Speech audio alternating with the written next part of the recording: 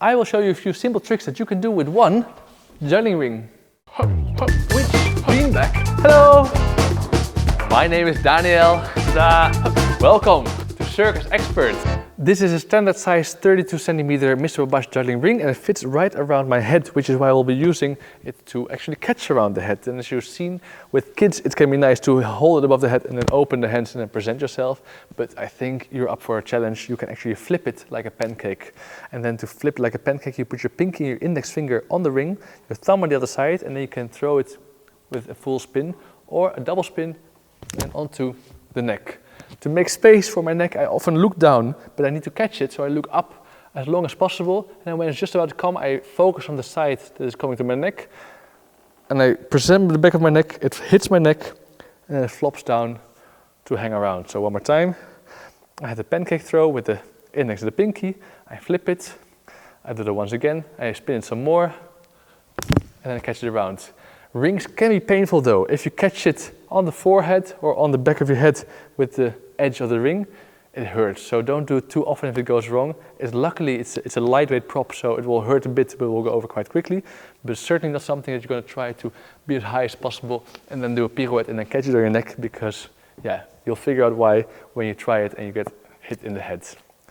Around the head, if you have it over there, then you can also get it off your neck again by flipping it to the back. I sadly missed the catch, but this flip is less easy than it looks, especially if you have hair like mine, because it will get stuck very often.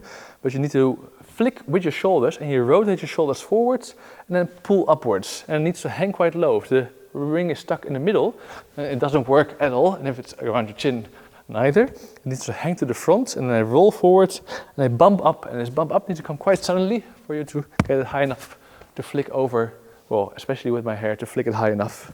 If you like, you can try and catch it in the back, or if you want a real challenge, you can catch it in between your leg, reaching in the back. I'm not sure if I'm going to make it on the first round of the video, but oh, there we go, lucky me. If you catch it above the head, you can also, of course, catch it on the leg. Again, I can just hold it and drop it, but the same can be done with a little pancake throw, pancake flip, and catch it around the leg. But I want to move on to something more funny. This is a difficult trick. It might not work on the first try, but if you have ears like mine and not covered by hair, or otherwise take the hair away, then you can hang the ring on one of your ears.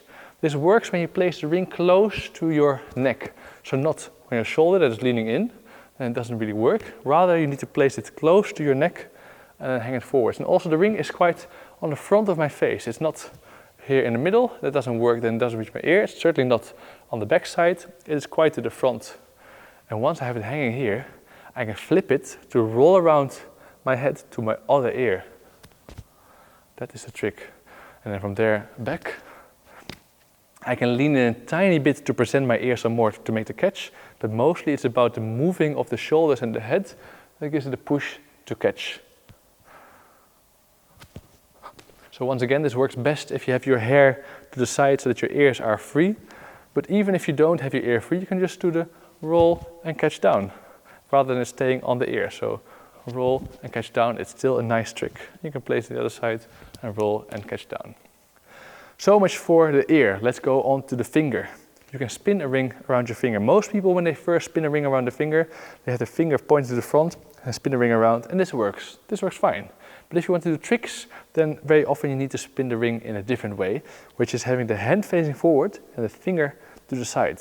It's very counterintuitive. This is not a normal way to hold your finger in the beginning, but this is the nicest way to do it if you want to combine it with other tricks. So the hand is facing forward, the palm is to the side, my finger goes in. So my 3 fingers are still pointing out and my index finger is pointing in. Like this I can hang the ring and the ring faces, well, toward myself. I'm going to show you from the side. My index finger points to the camera, but my 3 fingers are still sticking out. And now I can swing the ring around and swing it to myself. I like to spin the ring around my lowest finger part, this one, but there's also people who like to spin it around the middle one, and then it looks almost the same. This depends a bit on what you're used to, and in the beginning this can hurt your finger a bit. It gets desensitized when you practice it a little bit, but in the beginning, if you do this for a minute, you'll feel like your finger hurts a tiny bit. It's not bad, it can't really harm you, or at least it never harmed me. But by spinning like this rather than with your finger, you have the ability to hold it, to throw it, and it'll spin around, and then to catch it. And you can even do tricks like bring it under your armpit, facing away the opposite side, and then spinning around and going, making a pirouette whilst the ring keeps spinning. Those are my simple ring spinning tricks. I clearly need to practice a few of them some more, but hopefully you will master them, and I will see you around in the next video. Don't forget to like and subscribe, and have a good day. Bye bye!